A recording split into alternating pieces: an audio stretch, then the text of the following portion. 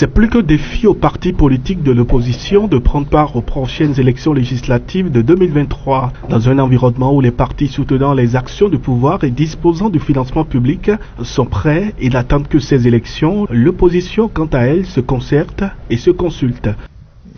L'opposition se prépare d'autant bien que les démocrates, nous avons vocation à accéder au pouvoir, et en tant que démocrate et dans nos tests, c'est les élections, c'est par la voie des élections que nous pouvons accéder au pouvoir pour appliquer notre politique et faire valoir notre vision des choses.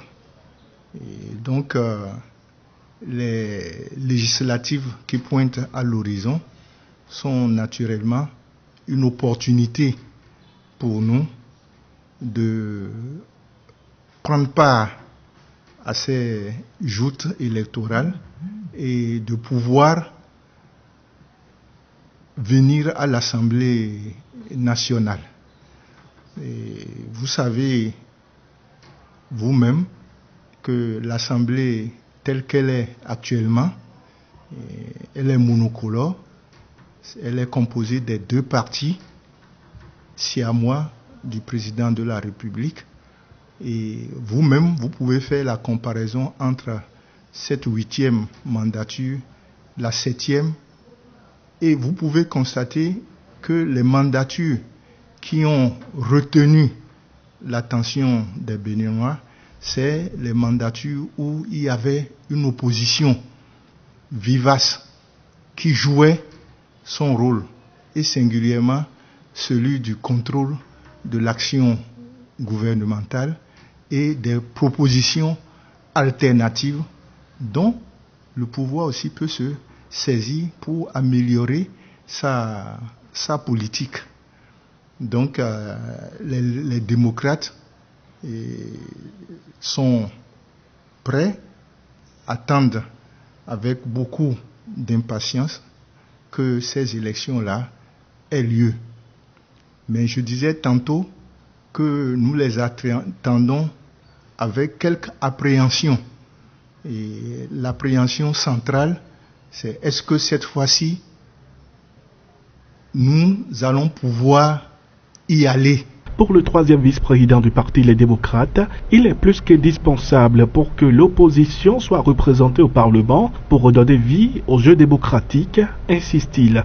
La présence d'une opposition aurait été de fouiller ces projets-là et de voir dans quelle mesure ils répondent effectivement aux aspirations des populations. Non seulement de fouiller ces projets-là, mais de faire en tant qu'opposition des propositions de loi au regard des problèmes que rencontre la population. Mais regardez cette assemblée-là, tout le monde crie, par exemple, à la cherté de la vie. Et les syndicats qui se sont tus jusqu'ici ont été même obligés, tellement la pression populaire était forte, de faire un meeting pour en parler. Mais imaginez s'il y avait une opposition véritable au niveau de l'Assemblée, mais elle se serait emparée de cette question cruciale-là et fait des propositions pour que justement la pression sur les prix puisse diminuer et que les populations puissent connaître un certain soulagement. Ça n'a jamais été une bonne chose qu'une assemblée soit monocolore. Non, ce n'est même pas la vocation de l'assemblée, puisque l'assemblée est là pour voter les lois, pour contrôler l'action gouvernementale. Mais si le gouvernement se confond à l'Assemblée, allez-y voir, qu'est-ce que vous pouvez en tirer? Et je suis sûr que si on vous demande quelles sont les assemblées, les mandatures dont vous vous rappelez, ce seront celles où l'opposition a été présente et vivace.